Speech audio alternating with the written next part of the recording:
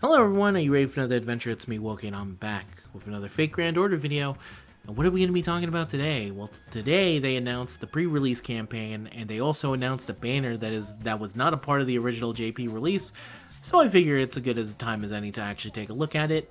The event info for the campaign is pretty self-explanatory, so it's not too tough, so I didn't think it warranted a video because it would have taken like 4 minutes without a banner to talk about. But there's a banner to talk about now, so now it actually makes sense to make the video.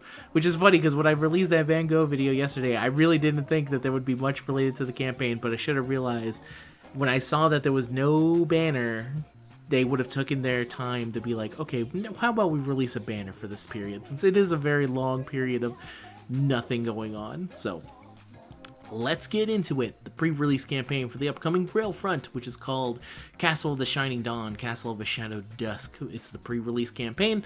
They actually announced here that the event itself, the Castle of the Shining Dawn, Castle of Shadow Dusk, as I just said previously, is going to start on the 15th, PDT time, October. So that means to me that at least for me, because I know it's different for everyone else, but for me, usually it means that the game goes into maintenance on the 14th. And then by the time it exits, it's going to be the 15th, and that's when the event starts for me.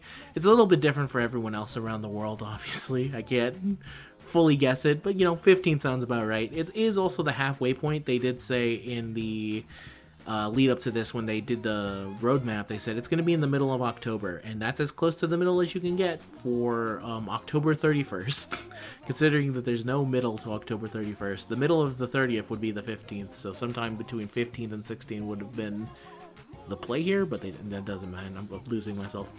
So the pre-release campaign is just really centered around trying to get you up to at least Lost Belt 1, because if you're a newer player, you need to have actually you need to be there if you want to actually participate in the event. The campaign period goes from the 6th to the 19th, and here's all the stuff related to it.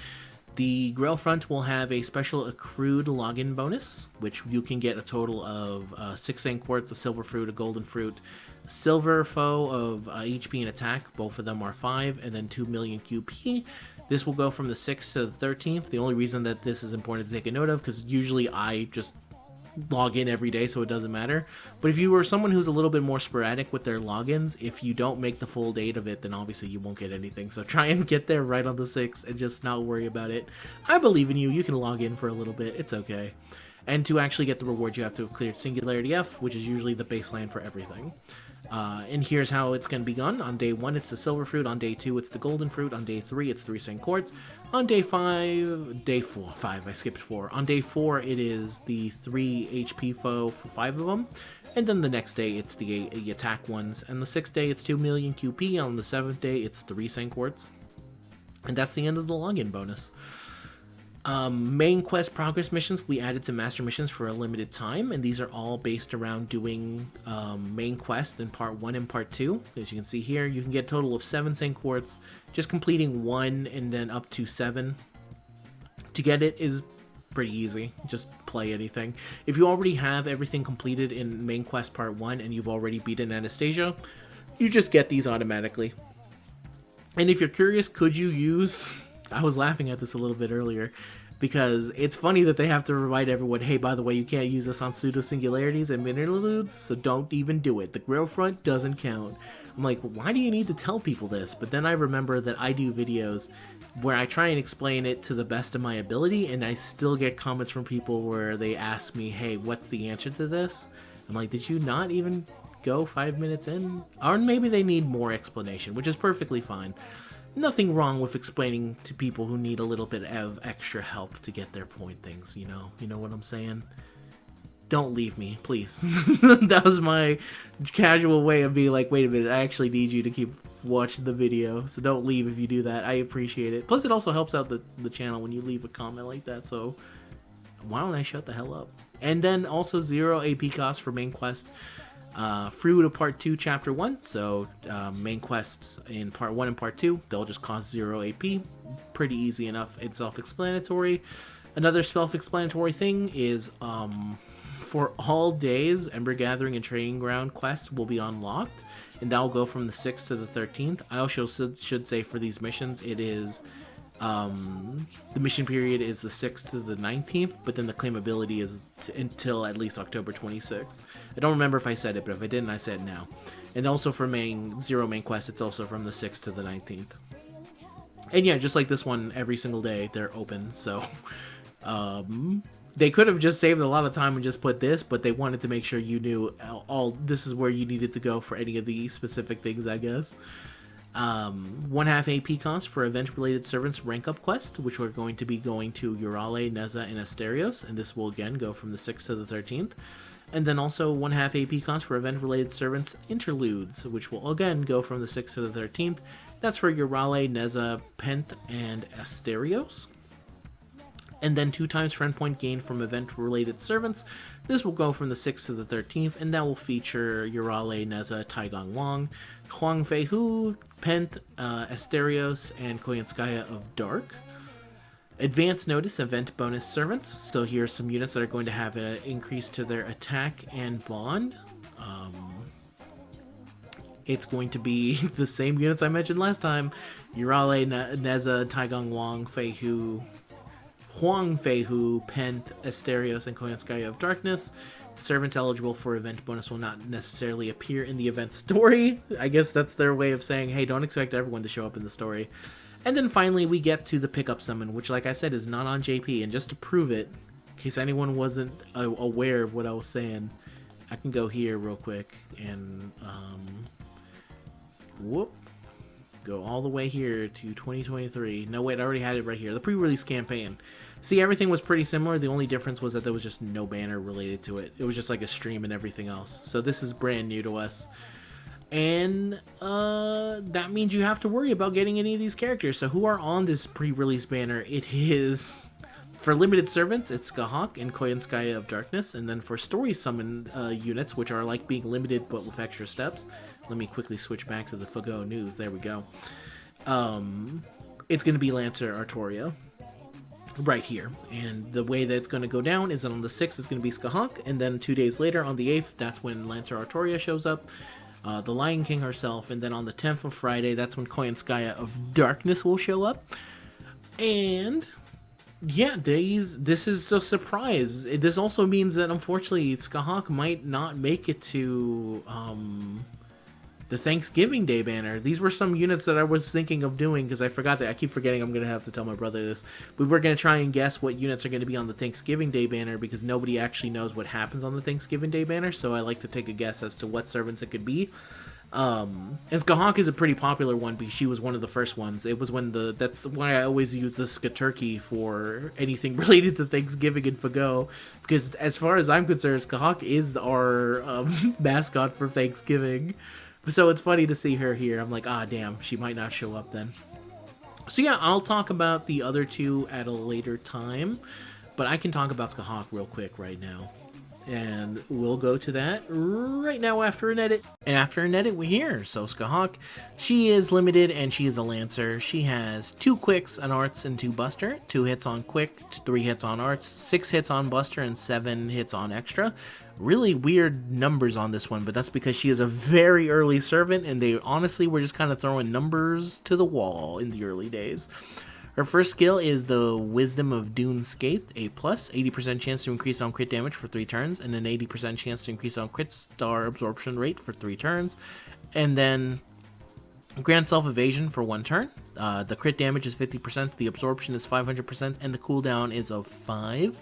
Her second skill is, after a strengthening, the Primeval Rune increases 1 ally's quick performance for 1 turn, increases their received buff success rate for 3 turns, and charges their MP gauge by 20%, 50% to quick, 20% to the received buff success rate, and this is on a cooldown of 6. Also, she has all her upgrade stuff. I know this because I have her, so it's easy for me to remember for the most part. Her third skill is Godslayer EX, which is again after a strengthening, increases own damage against divinity enemies for 3 turns, the undead for 3 turns, and then grants self a buff on attack buff for 3 turns, for 3 times 3 turns, charges own MP gauge by 20% when attacking, 100% to the divinity damage, and 100% to undead damage, and this is on a cooldown of 5. Her one passive skill is Magic Resistance A, and that's it. Probably again because she was an early student. At least that increases her own debuff resistance by 20%.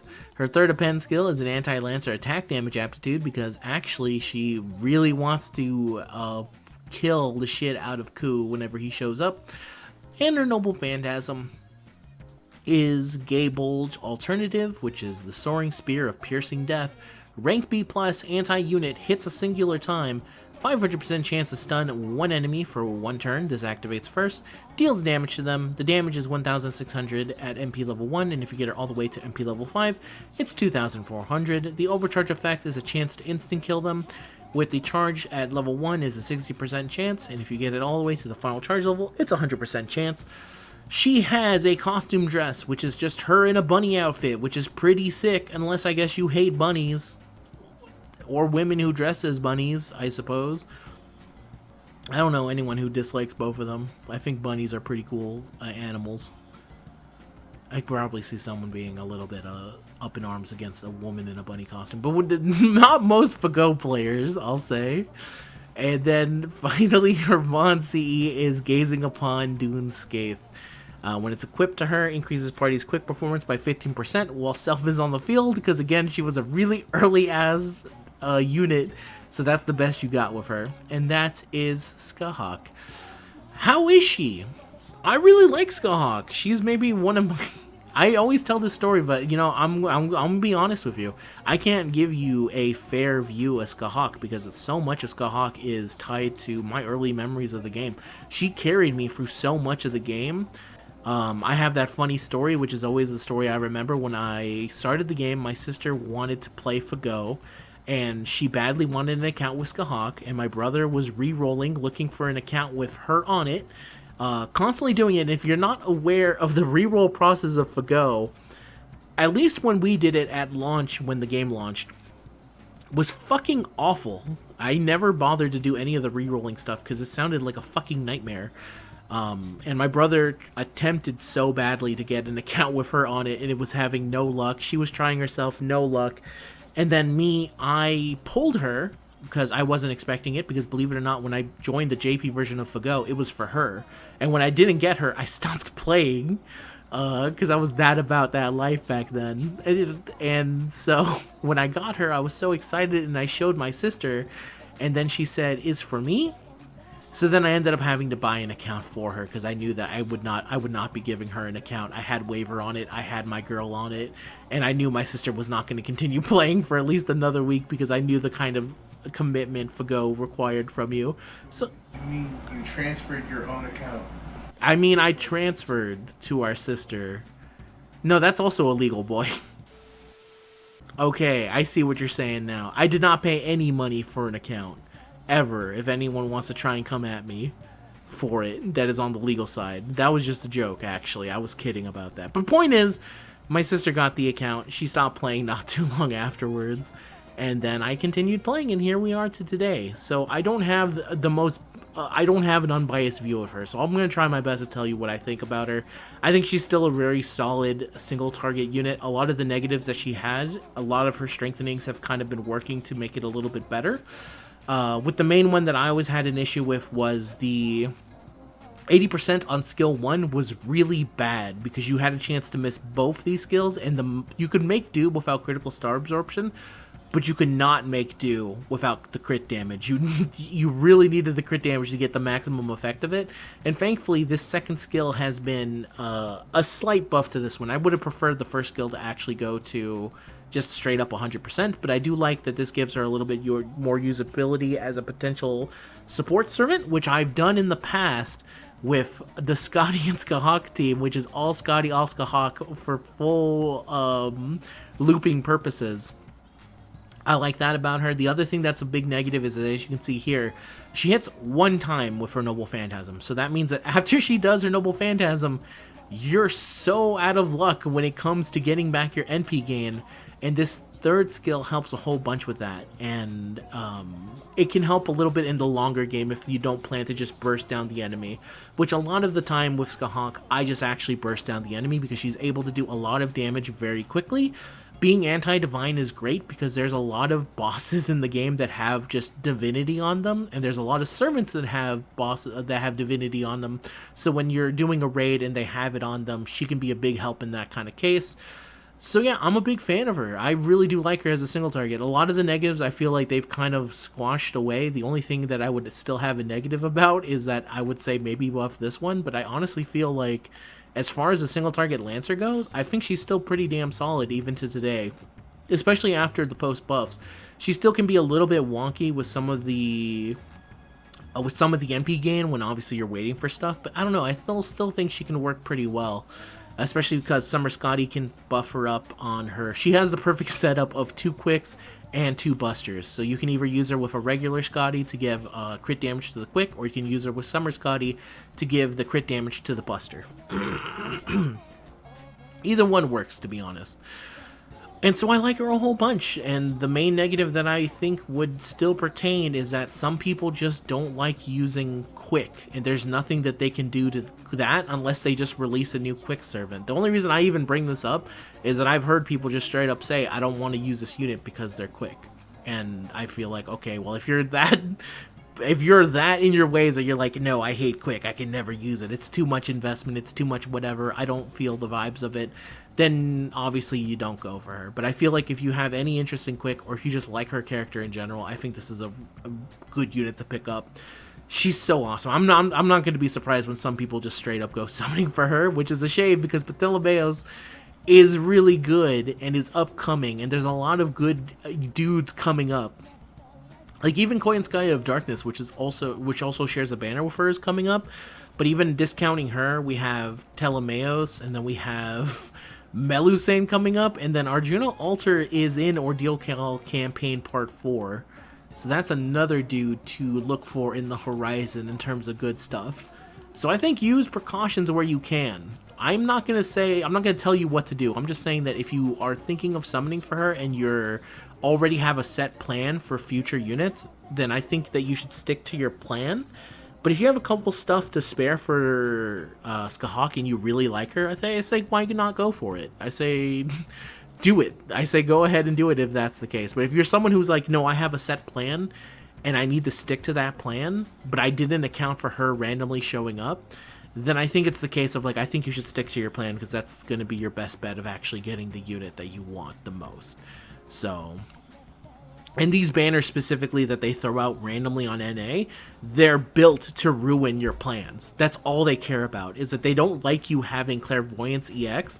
They want us to have Clairvoyance A at most, which means that occasionally they will release banners with units on them like this, that certain people are like, oh wait, but I wasn't accounting for that, I need to summon for it. And if you're one of those people and you already have plans for future people, then you have to hold strong. That's what I'll say. But yeah, that's the basic rundown, so I wish you all the best of luck if you're summoning for her. If mine was not NP3, I likely would still keep going for her, because like I said, I do love my girl. I don't even think she might not even be NP3. She might be like NP4. Something like that. I feel like I fucked around and got a lot of copies of her just kind of randomly, because I just love her so much. Such a big fan. But anyway, that's it for today's video, everyone. Thank you very much for watching.